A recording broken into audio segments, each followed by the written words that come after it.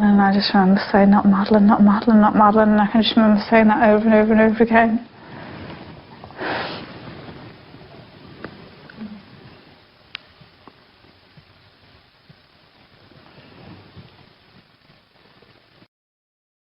In that evening, did you give to your kids something like Calpol to help them sleep?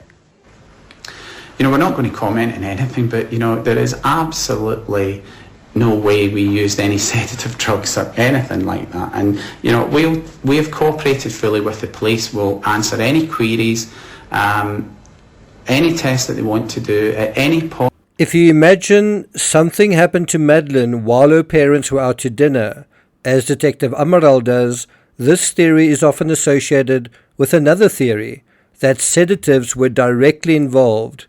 Is that what you think happened? I got nightmares in my head, I fear thoughts build up until I can't feel. My mind fills up into a creature, and it haunts me somewhere much deeper. I got nightmares in my head, I fear.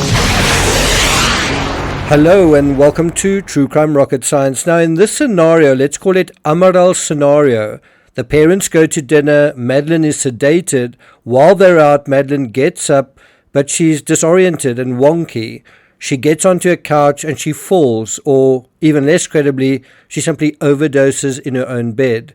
This theory is particularly catchy to some because the parents were both doctors, and at least two of the entire Tapas 9 group were anesthetists. To be clear, firstly, I don't think this aspect of Amaral's theory of a wonky Madeleine falling off a couch while the parents were out is accurate or even logical. And secondly, I don't think sedatives played a role in Madeleine's death, certainly not as directly as many people seem to want to imagine. Okay, so are sedatives completely and utterly irrelevant? Before we get to that, if you haven't subscribed to the channel, please do. If you're finding this analysis worthwhile, meaningful, important, insightful, interesting, please do hit the thanks button. Bear in mind, I don't really do live streams. And let's get started. Now, are sedatives completely and utterly irrelevant if they weren't used on the night of the incident? What is my opinion on that? I don't think it's as black and white as that. I don't think it's that simple. Well, better get real simple real soon. Well, I think it's more subtle than we tend to think, and I've just spoken about subtlety in a long video I did on JonBenet Ramsey. And believe me, I understand that subtlety doesn't really work on YouTube. Things that are very explicit, very clear, very black and white works on YouTube, but I'm not here to tell you what works or to make the what works interpretation of this case. I'm here to interpret the case in the way that I think is authentic and, you know, what I think really happened.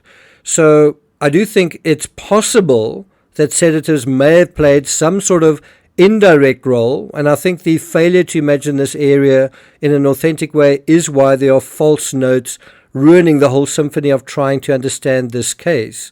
So if you ask me another question, if you said, do you think sedatives are completely irrelevant, I would say no. But I don't think they're as relevant in as direct a way as many people want to believe. And it's easy to believe that because Madeleine's parents were doctors. But the bottom line is whether this aspect can be proved. So no matter what you believe or what I believe, the bottom line is, can this aspect of sedatives be proved one way or the other in a legal setting? And unfortunately, it can't. In this analysis, I'm not going to talk about sedatives, but as I say, I don't see it as directly significant as so many people do. It's also a very, very legally sensitive area, just as the prior SA area is a legal minefield in the Ramsey case. So what am I going to talk about? Well, I want to talk about a key witness who, in 2007, detectives felt his version of events could lead to not just the arrests of relatives of Madeleine's, but friends as well. Who am I thinking about? Well, not probably who you're thinking about. Now, why was this going to happen? Why did detectives feel this evidence was going to lead to arrests? So how is this going to happen? Why was this going to happen? Why? because this witness cast doubt on the popular account of Madeleine's disappearance. Who do you think this key witness is? Well, as I say, it's not who you're thinking. Have a look at this headline.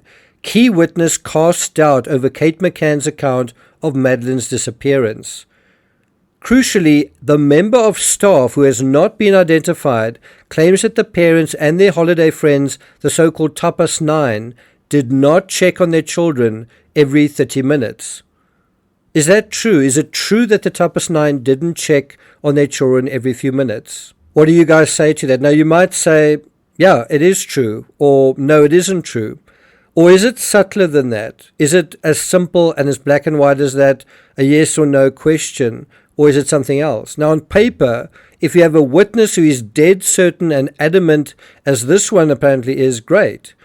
And you have at least one prominent commentator who interacted with these staff members directly, and he seemed to accept this version of events. But at the same time, this particular investigator imagines there was an abduction. And this is quoted from 9 News.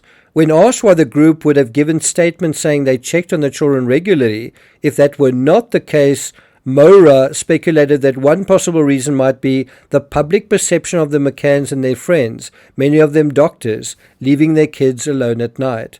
The family and the friends were really embarrassed, Mora said. That's Joseph Mora, who was an investigative consultant for CBS. He went to Playa de Luz undercover. In my opinion, Mora's view here is a little too simplistic, and I'll explain why in a moment. I think it's great that he went there and he spoke to staff in person, but getting someone to say they didn't see something isn't quite the scoop, perhaps, that it seems. Now, I think Mora may be onto something when he says public perception mattered and was a factor, but I think it was more to do with global questions of guilt versus innocence rather than the niche area that he was there to investigate, which was arguably just the checking system. Remember, the checking system is like the ransom note in this case. The checking system is an analogy to the Ramsey ransom note. Have you ever thought of it like that?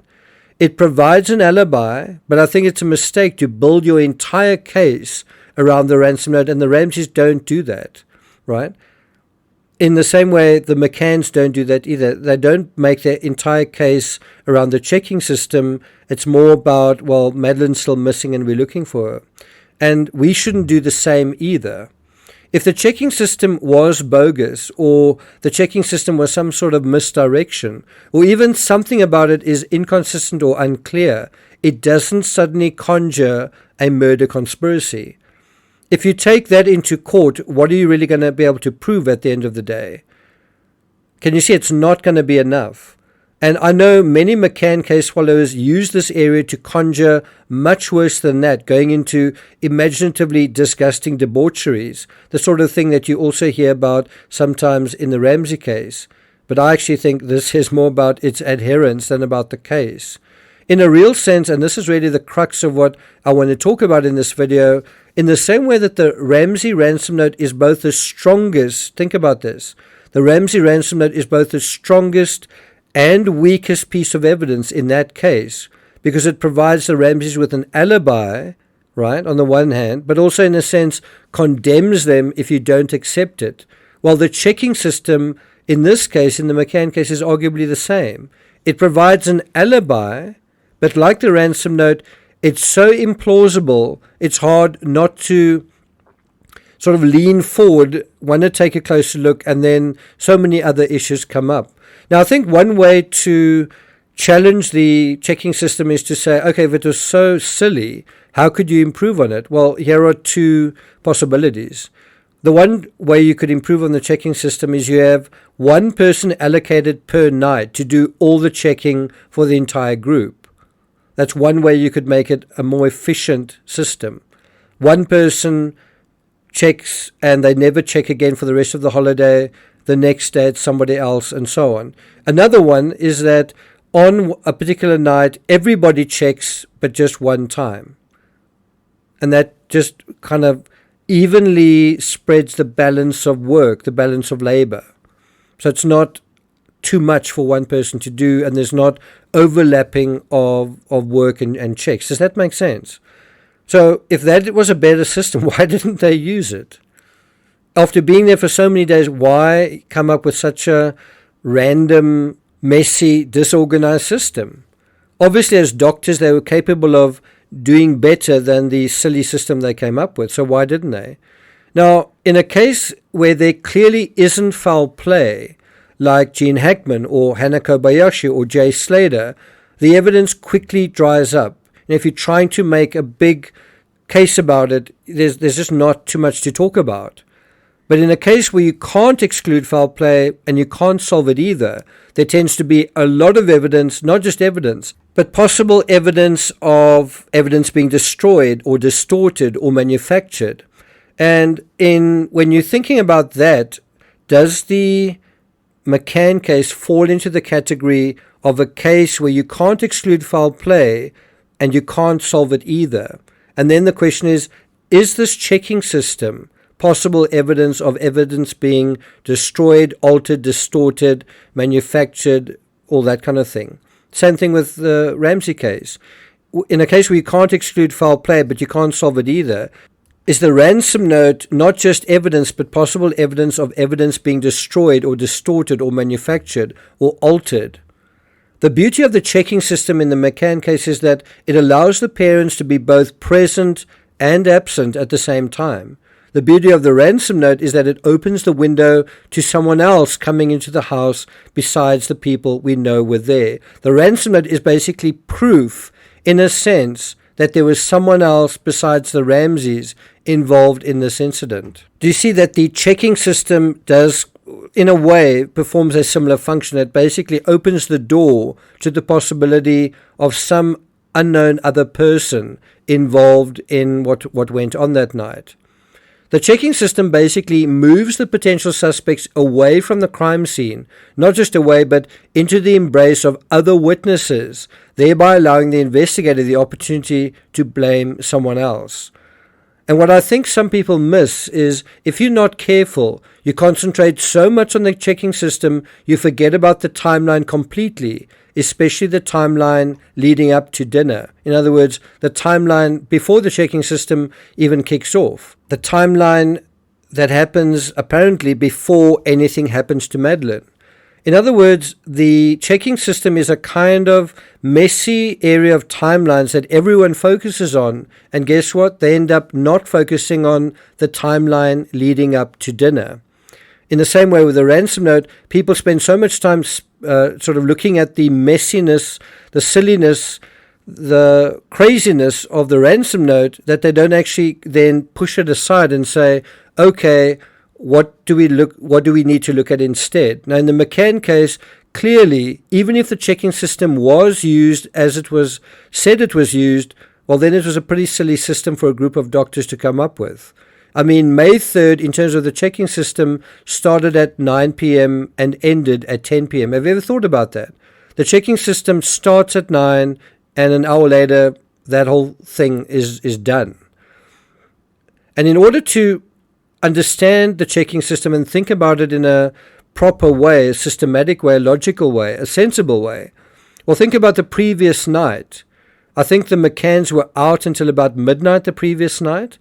And that's where a musical checking system, not of one person being allocated to check, as I suggested earlier, but the seemingly random relay system of multiple people checking on their own broods, it really seems absurd. Because what are we talking about in a scenario where someone isn't abducted and the checking system can kind of go on unfettered, uninterrupted, naturally through the night? Like, what does this checking system actually look like when it's allowed to play out till its logical conclusion? So think about this. Even if you're a couple sharing the checks and it's a dinner that is involving going out to dinner at about 9, which is a little bit late, but let's take it as 9, and you are done with the evening by 12, so that's 3 hours. So how are you going to cover 3 hours with your checking system? What are you going to do? How are you going to schedule and arrange things? Well, if there are checks shared by a couple and they every half hour, which is quite generous, then there are at least 6 checks. That's 3 per person, Who wants a holiday where you do that every night? Every night you go and leave the table and you go and kind of run an errand 3 times per night every night. Who wants to do that? And that's you. When you come back, your partner's also leaving the table to do that 3 times as well. Who would want to spend time together in that way?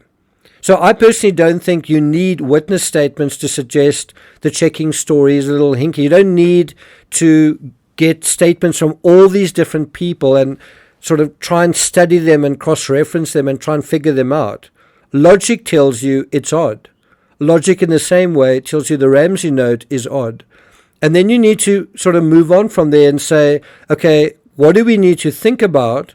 Because this is something that's not really taking us anywhere. We know there's something weird about it, but what do we need to look at instead? Because we've already figured out there's something strange going on. The problem is logic isn't the same as the law, and the law is about what you can prove.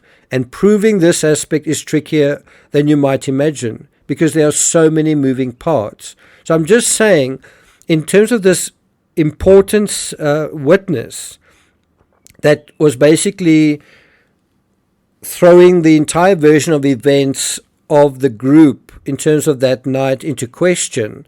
Okay, great, but how are you going to prove it in a courtroom? Right?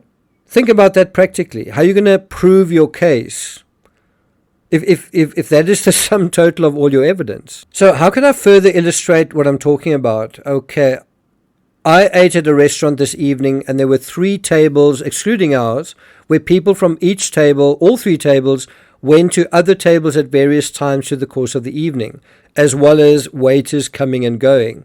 Could I provide a timetable for the movements of these strangers? A couple opposite, 2 couples opposite them, and I think 3 couples opposite them. Could I track the comings and goings if I wasn't asked beforehand to pay attention to them? Could you? So how do we solve this mystery? How did the police try to solve it? I find it fascinating going back to news reports from 2007, just as the news reports from 10 years earlier, 1997, dealing with the Ramsey case, are an excellent education into the evolving minutiae of these cases. And certainly at first glance, this article from December 2007, barely 6 months after the incident, and just 3 months after being made arguidos in the Daily Mail, is, as I say, at first glance, very compelling. Key witness cast doubt over Kate McCann's account of Madeleine's disappearance. A crucial witness has cast fresh doubt over Kate McCann's account of the night her daughter disappeared in a new police quiz. When you see that headline, well, it turns out the witness isn't who you think it is. It's an Ocean Club staff member, a waiter. At this stage of the investigation, remember this is December 2007, he'd just been interviewed for a 3rd time, and largely as a result of his evidence, Portuguese cops were about to fly out to Britain to have a belated chat with the Tapas 7. The article continues, the highly respected Portuguese newspaper Diário de Notícias reported today that the eyewitness account is considered a trump card critical to pinning down supposed contradictions in the accounts of the Tapas 9. That pinning down is obviously spelt wrong. The Ocean Club employee has been re-interviewed at Portimão police station in recent days about the McCann's behavior, where he reaffirmed his original statement. Polícia Judiciária detectives believe the key to unlocking the mystery of Madeleine's disappearance lies within the group and alleged inconsistencies in their witness statements. This is at the heart of the investigation. The revelation comes as police prepare to fly to Britain, where Kate and Jerry McCann and their holiday friends will be reinterrogated about their movements on the night she went missing. Now, in the fullness of time, I think we can say what actually happened as a result of all of this. Well, nothing. But let's not jump the gun. If we go into the timeline at the time we didn't know the outcome of this case, you might think this was actually quite interesting evidence. The other thing that's interesting is there was the sense in December 2007 that at any moment there could be charges And the article even states that Portuguese detectives could charge some of the McCann's friends as well. Just think how that narrative has completely changed. No one is thinking that anymore, and no one is thinking there could be any charges other than to someone besides the McCanns and the Tapas 7. The article also notes detectives are working on the theory some of their friends helped cover up the crime, and some could be named as suspects when they are re-interviewed.